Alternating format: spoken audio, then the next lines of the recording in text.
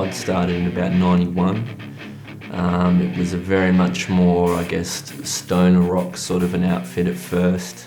And basically, Pod was a little bit more of a rocky reaction to what was happening musically at the time, a la Tumbleweed, Monster Magnet, the bands of that sort of an ilk. And that was in about 95-6 that the lineup that we've got now was finally solidified. But yeah, since then we've done 3 EPs, an album, and been rocking along ever since. We're not an overly challenging band in that we don't have a lot of effects, we don't use a lot of crazy sounds or stuff to try and build up, atmosphere. We don't have any keyboards or anything. And live, we like to sort of joke that we're a no pedal metal sort of band, because we just use our amps and our guitars and our fingers to produce the sound. And I guess from that degree, we're a really honest, raw, organic rock band at the end of the day. And whatever other labels sort of get cast onto it afterward is sort of more. I mean, at the end of the day, a genre is just a way for a record company to put something on the shelf so people know where to look for it when they're buying it, or whatever the case may be. And to me, I think we're a heavy band, and people will look in the heavy metal section for us, whether or not it's the stoner section, the doom section, the whatever section. I don't want to limit myself as a musician to writing for one genre. I've actually received several emails from various places in the States saying, look, we love your band and your positive Christian message, and we'd be hoping you'd be coming to our town to play for our troubled youth. And I've had to unfortunately tell them, no, perhaps you haven't seen our album cover with the upside down cross map of hell. But other than that, no, not really. I mean, the most amusing sort of thing with name stuff that happens is occasionally people don't understand my writing or something, and we have been called poo people on the odd poster around the traps, which we find amusing more than anything. But by and large, I think, we're happy with our niche and our name, and people sort of seem us beginning to sort of recognise it more. Yeah, well, it's not so much us about being satanic or pushing in any sort of agenda or anything. What it's more sort of about is it's based on the idea of Dante's Inferno, or the Divine Comedy, which is a 14th century Italian poem, and researching the album cover has given me all too much knowledge about 14th century Italian literature that any self-respecting metalhead should know. But basically the story is really about two people that are making a journey through. Well, they want to get to heaven, and they have to go through hell and purgatory to make it to heaven. So with that in mind, basically, it's sort of more about us, or it's more or less exploring different territories, whether they be dark territories or positive territories, whatever they might be. But it's sort of more documenting our journey through something, I guess. And the beauty of it is it's such a good concept that we've got 2 album worth of album covers now to follow up with.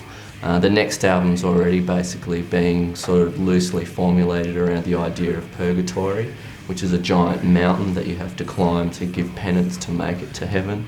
And then finally we've got Paradiso, or heaven, as the final chapter. So we've got sort of a nice little layout of 3 different, good concepts that we didn't have to think about. Oh, well, your Sabbath and Caius and cathedrals and that sort of stuff is really where we started off at, as a reference point when we came together in the sort of second incarnation of Pod People. We're looking, we're sort of thinking, okay, let's do a more detuned, cathedraly, doomy sort of a sound. And that was just, that was as close to a mission statement as we got. But by no means is there any sort of restriction or limitation.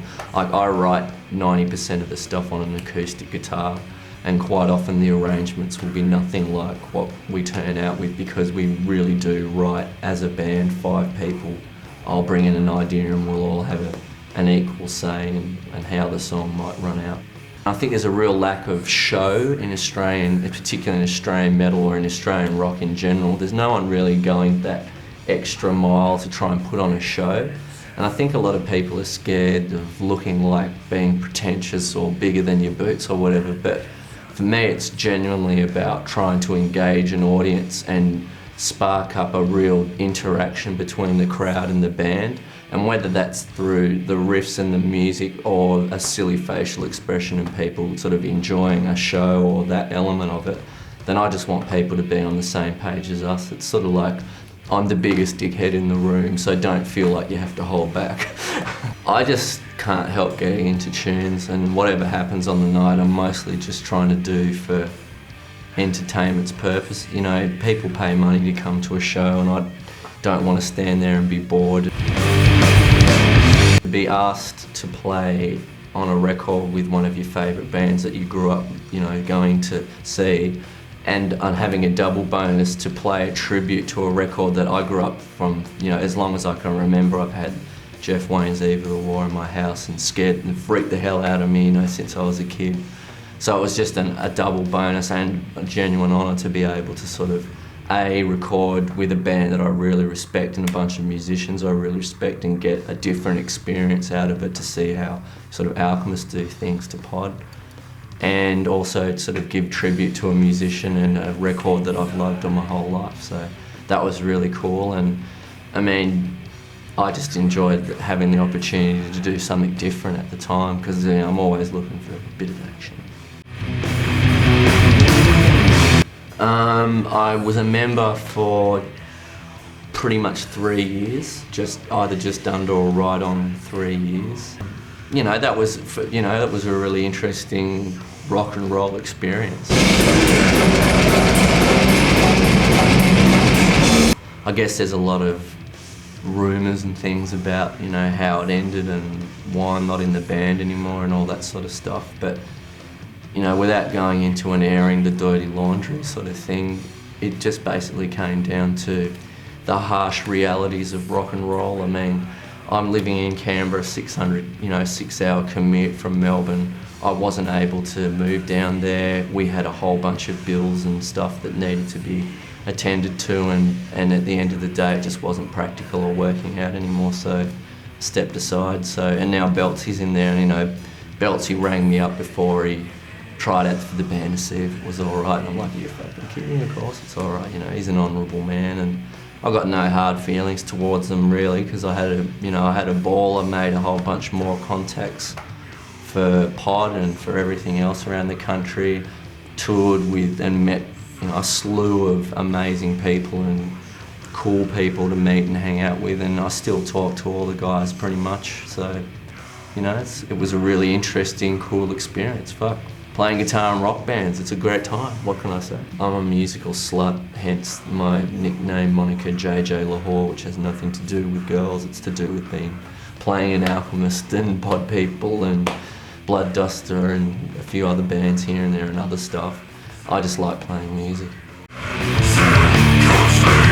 Well, our first thing is we need a label, with the harsh realities of the music world being what they are.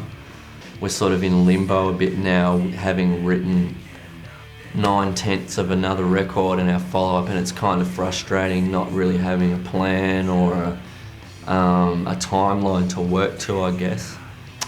We've just produced a split 7-inch single with a Sydney band called Daredevil, who we were formerly High Beam band label mates with. We've got the artwork done by 2 Sydney legends.